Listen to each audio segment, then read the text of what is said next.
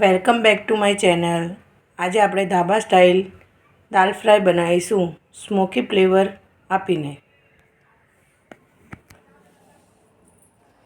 તેમાં આપણે પોણી વાડકી મગની ફોતરાવાળી દાળ લઈશું અને અડધી વાડકી તુવેરની દાળ લઈશું। તેને 4 થી 5 કલાક આપણે પલાળી દઈશું। આપણે દાળ પલાળી હતી, તે પલળી ગઈ છે। હવે એને કુકરમાં મૂકીને 2 સીટી વગાડીશું। જોઈ શકો છો ગાઈસ, તમે પાણી આટલું જ મૂકવાનું છે અને 2 સીટી વગાડવાની છે। દાળને ઓગળવા દેવાની નથી। ટામેટાં લીધા છે અને 2 લીલા મરચાં લીધા છે। તમારે જેટલું તીખું જોઈતું હોય એ પ્રમાણમાં તમે મરચાં લઈ શકો છો।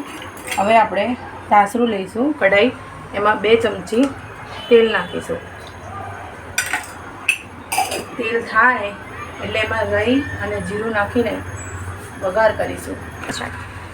આપણે 2 આટલી રાઈ નાખીશું અને થોડું જીરું નાખીશું। રાઈ અને જીરું તતડે એટલે આપણે તેમાં હિંગ નાખીશું।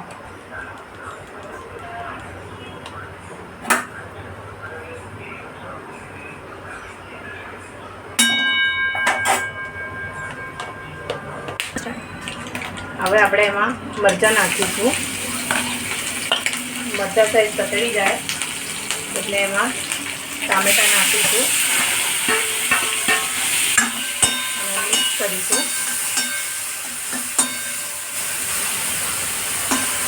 ગેસ સ્લો મીડિયમ ઉપર રાખવાનો છે।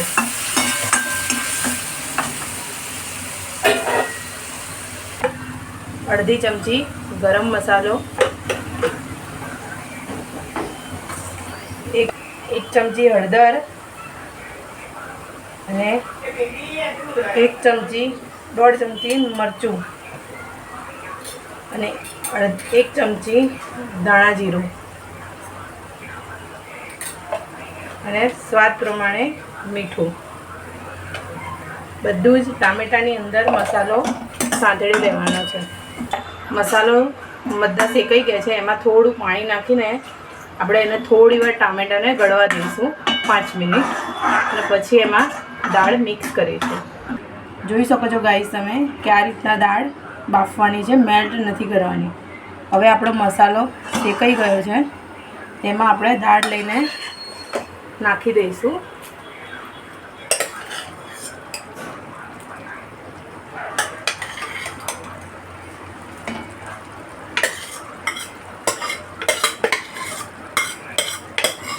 હવે આપણે એને મસાલો બધો મિક્સ કરીશું।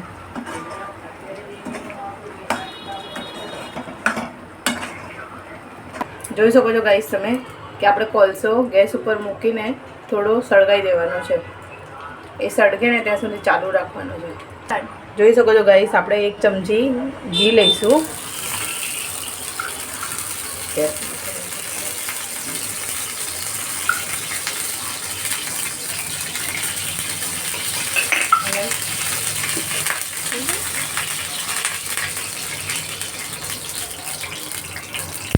એક ચમચી તેલ લઈશું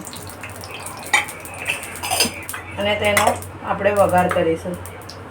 આપણે એમાં 2 ચમચી જેવી રાઈ નાખીશું।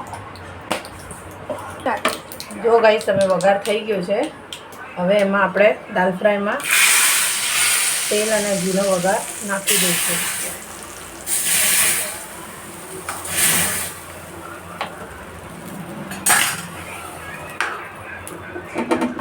હવે આપણે કોલસો ડીશમાં લઈ લઈશું અને ડીશને દાળની વચ્ચે મૂકી દઈશું। હવે એની ઉપર 2 ચમચી ઘી નાખીશું અને આપણે સ્મોકી ફ્લેવર આપીશું। જોઈ શકો છો ગાઈસ તમે, આપણી સ્મોકી ફ્લેવરવાળી દાલ ફ્રાય રેડી થઈ ગઈ છે અને તમે બી આને રોટલી, જીરા રાઈસ, ભાત જોડે ખાઈ શકો છો। Thank you for watching my video જોવા માટે। શેર, સબસ્ક્રાઈબ, લાઈક, શેર કરી દેજો। Thank you.